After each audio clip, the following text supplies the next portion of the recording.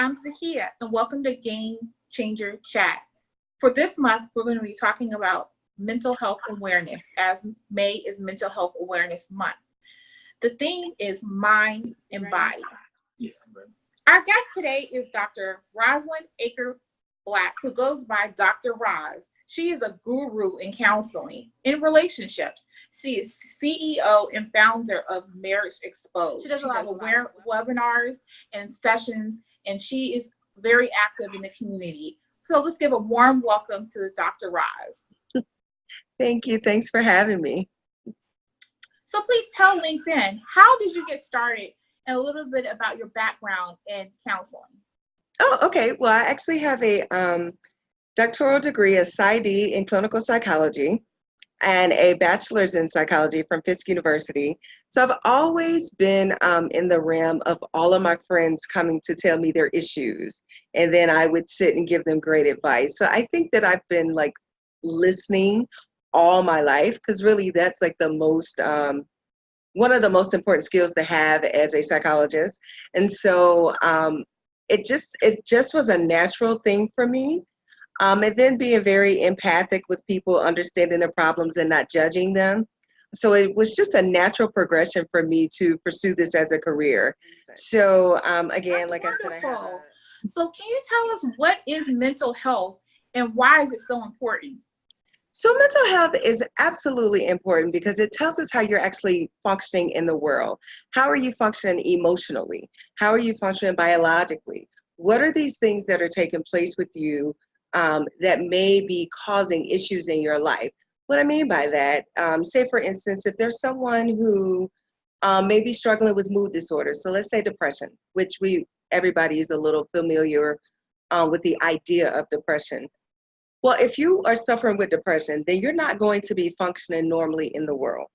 So you're going to have apathy, lack of appetite, lack of sleep, or you're sleeping all the time.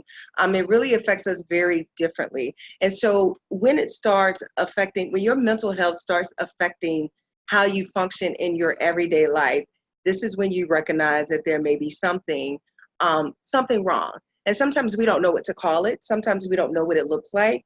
And so I like to give people this idea of, and especially because I work with a lot of kids, so especially if you work with kids, if they're having issues in the home, in the school, and the community, then there's something there that might needs to be explored with a professional, with a psychologist or with a counselor or something of that nature. Thank you for that. And can you tell us what's the difference between mental health and emotional health? What's emotional health? So emotional health is really just understanding how you feel.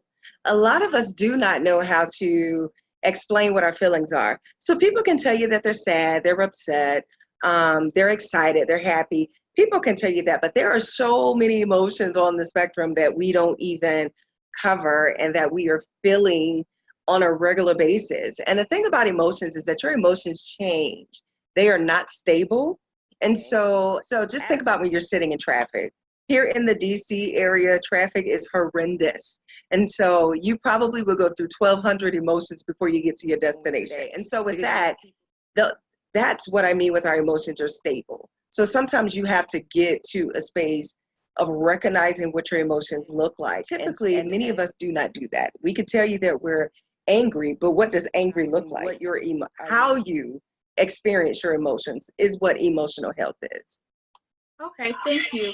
And to that point, if you have perhaps bad or maybe a mental illness or untreated mental health, what issues can arise from that? Oh, several.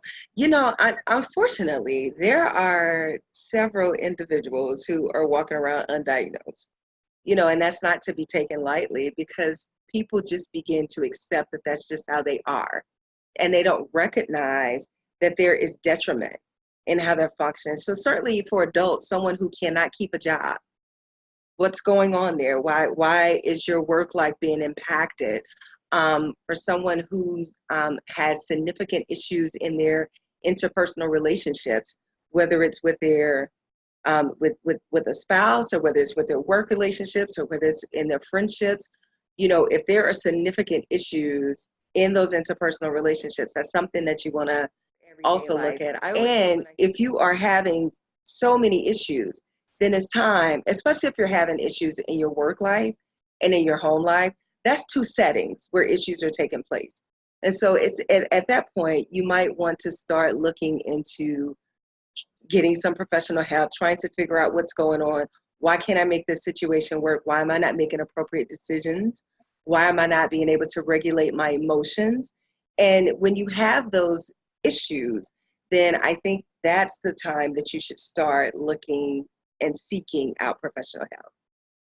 Wow, those are all some great key points that LinkedIn listeners need to adhere to. Can you please also talk about the stigma that's associated along with mental illnesses? What can employers do in society do to help reduce the stigma that is attached to mental illness? Zakia, this is a great question because so many of my clients are more afraid of that have issues. They're more afraid of the public than we should really be afraid of them. And what I mean by that is that the stigma of how people would treat them often keeps people stuck in emotional distraught. And so if employers could be more open to individual situations, then you would see that there is a beautiful way in terms of facilitating trainings on mental health so that everyone is aware of someone's issues and so that this person does not feel like the black sheep, but that this person feels accepted. So training your employees on all things. You know, I see the whole diversity inclusion behind you, and part of diversity is accepting the differences in people. And so people who have mental health difficulties, they're terrified because they don't understand what's taking place in their body. So many of them think that they can't control it, unfortunately. But the truth of the matter is that there are very prevalent therapy techniques and tools and medicine that can help people who are struggling with difficulties. The reason why they feel like they can't control it is because they don't understand it. So once we begin to educate ourselves on what takes place with certain and different mental health difficulties, then we're in a much better position to have a very different conversation about how we handle this in the workplace, how we provide the necessary resources, because most of the time it really is just access. Many people with mental health, they don't have access to resources. And so if employers could find a way that they could have that, really just understanding the tools and the techniques of how to make that work is a great resource for employees and employers, because at that point, you're making sure that you are developing a real life work balance for your employees, which is what we need in the workplace. Absolutely. Instead of just being a buzzword saying that we want diversity and inclusion and have a healthy work-life balance, actually making it tangible and making it real.